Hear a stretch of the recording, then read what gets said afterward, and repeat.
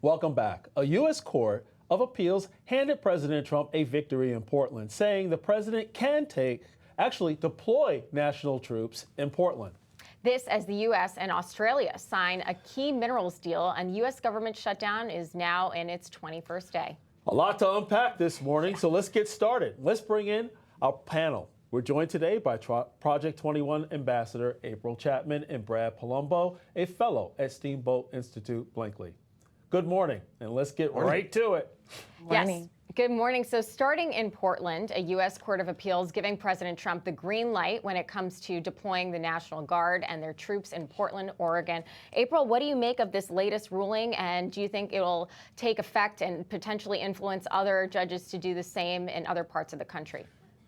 I think people have realized that we've reached a turning point in our country where things have gotten so bad that they actually see a friend in President Trump. He's a president. He's like, I can't sit by and watch these Democrat-run cities just melt down and deteriorate. And he's basically saying, you know, if your city is gone woke and refusing to enforce law and order by allowing the previous administration's open border policy to just run wild in the city, then we have to step in because crime has been impacted. So I believe law and order, and not just sitting back and lying about the statistics of crime being down. We all know that those things are not true. The people living in these communities say otherwise. So my goal is that, or my desire is that more judges will follow suit and recognize that the American people want this and they need this. You know, Brad, to April's point, which was well stated, and actually speaks to the heart of many in Portland, Chicago, and other places around the country. Just look at D.C., as we've talked about on many occasions.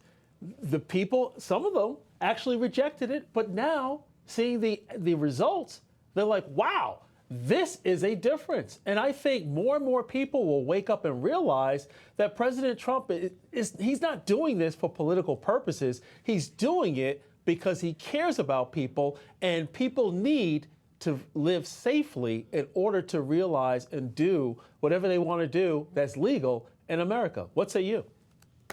Yeah, I think a couple things can be true at the same time. One is that as long as this has some impact on reducing crime, like we did see in DC in the short term, a lot of people will support it. A lot of people really don't have deeply held beliefs about this kind of thing and simply want to be and feel safe. And Democratic officials and elected officials locally should look in the mirror about why this is even. I think in any normal, sane situation, people would consider deploying the military in this way totally beyond the pale. But they have let, particularly cities like Seattle, like Portland, turn into chaos, right? They have radicals just burning and attacking federal government facilities and all sorts of open stuff they fail to crack down upon. And then it opens the door for this kind of thing. But it's going to lead to clashes between these protesters and the military. And I mean, this is not where we should want to be as a country where this is happening. But if the courts greenlight his ability to do this, I would expect him to expand it to more cities, because there is two things going on here. One is, like you said, I think a genuine concern for safety. And then two, I think there is a political point here where he likes one-upping the local blue officials and kind of thumbing his thumb in their eye and saying, like, I'm going to protect your citizens because you won't. I think that is a political strategy for him as well. Yeah, because it's very clear. We've seen even what's happened in Chicago, where the mayor and the governor there are telling police to stand down. We saw what's happening. And as a result, to your point, Brad, it's not where we want to be with the National Guard, but where we have to be because the local government officials aren't doing their jobs. But turning to this, April, the U.S. and Australia signing a minerals deal seen as a critical tool in fending off China. We work together very much on rare earths, critical minerals, and lots of other things. And we've had a very good relationship. We've been working on that for quite a while. In about a year from now, we'll have so much critical mineral and rare earths that you won't know what to do with them. They'll be worth about $2. April, your reaction to this, because this is a major development for our national security. Yeah, every time I come on here, I always find myself congratulating Donald Trump for his negotiating skills and his just ability to land the win. He understands the national security threat. He understands the threat that China is, and that he is so competitive. He wants to win on every level. So the fact that he can negotiate a minerals deal like this, which is nothing but a positive step in the right direction for the American people, it shows the depth and the breadth of his negotiation skills, whether it's getting us out of endless wars, negotiating trade deals, or stopping crime. We have just got to give this president credit. You don't have to like him, but you sure will respect him before he leaves office. You know, Brad, I've seen a lot of memes as far as President Trump working in McDonald's. And I've never worked in McDonald's, but you have to have a lot of things going and moving at the same time. You got to drop the fries. You got to flip the burgers. You got to make sure the shake machine is working. And I'm making a joke, but the thing is, President Trump is doing just that. He's fighting and pushing back to keep, in terms of the craziness, to keep people safe in their local cities. What he's doing around the world, he's actually fighting for peace, stopping many wars, and using the Secretary of State, his envoy led by Steve Witkoff, and now J.D. Vance is going, and he actually arrived in Israel to support the very fragile Middle East ceasefire deal. Vance is set to meet with Israeli Prime Minister Benjamin Netanyahu and other Israeli leaders to reinforce ongoing U.S. support. So the president is very active onshore and around the world, doing the right thing in leadership. What's your reaction? Well, I think it's undeniable that he's doing a great deal, and some of it I agree with, some of it I don't.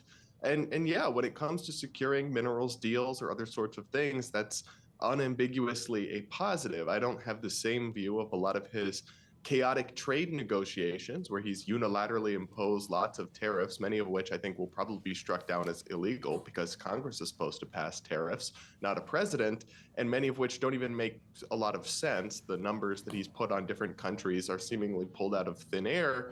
But look, he's doing a ton. That you can't deny. It's hard to even keep up in the media. One thing I do wish is that he would say less in terms of his social media posts and his trolling. I mean, he posted an AI video of him dumping human feces on liberal Americans, and in particular, one liberal influencer. I think that is totally beneath the dignity of the presidency and the office, and just cut out the trolling of citizens that maybe didn't vote for you and just focus on doing the work, because he is doing a lot of it. You can't say he's slacking off.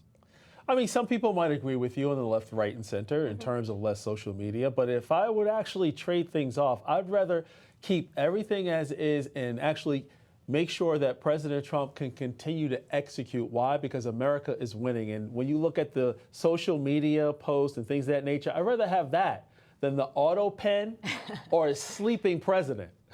Right. I'd rather have that than the two sombrero-wearing leaders of the Democrat Party who are holding our government hostage right now, April. I'm referencing a meme there where Trump is seen wearing a king's hat, and then the two Democrat leaders are wearing a sombrero, in effect helping migrants over the American taxpayer. But we're now in day 21, so it does seem as if the Democrats are doing this deliberately to be hurting President Trump's popularity.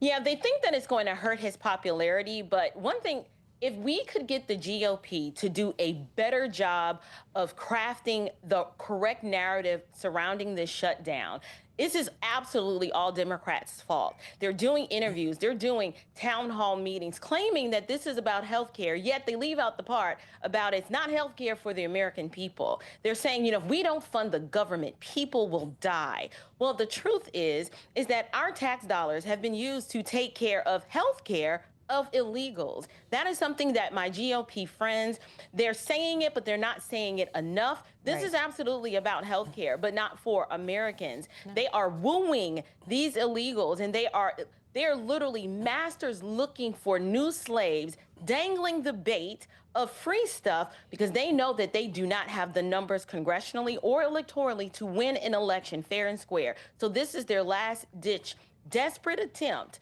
to demand that this CR bill fund things for illegals. These blue states have been doing it for a long time, taking their state money to take care of illegals, and now they want federal dollars to be given to them more, like $1 trillion more. Republicans need to hold the line, do not give in to any of their demands, and watch the American people So true. eventually, when the messaging starts to change, they will realize that this is all of their fault.